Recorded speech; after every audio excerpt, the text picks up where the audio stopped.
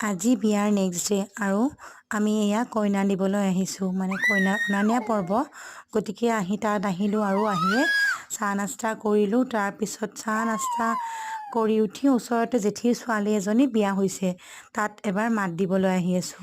তাইৰে sister হয়, চিজাক লৈ আছে। আৰু ইফালে আহি পাই চিজা মানে ভনীয়েকৰ লগত ব্যস্ত।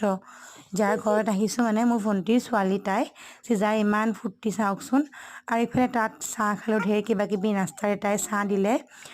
ঘৰত বনোৱা কেক, পিঠা, বিস্কিট, ভুজিয়া আদিৰে চাহ খালোঁ। আৰু তাত চাহ খাই উঠি ইয়াত আহিলোঁ দৰা ঘৰলৈ। আহি আকৌ ভাত পানীও খালোঁ আৰু ভাত পানী খাই জল্দি জল্দি ঘৰলৈ উভতিলোঁ। কইনা পিছফালে থাকিল, আমি আগে আৰু ঘৰত আহি পায়ে টাউনলৈ আহিলোঁ।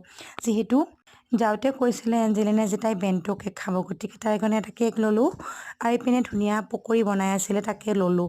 খুব টেষ্টি আছিলে পকৰিকেইটা। আৰু ইফালে মানুহজনী আৰু মই চাহ খাই ঘৰলৈ উভতিলোঁ। আজিলৈ ইমানেই, বাই।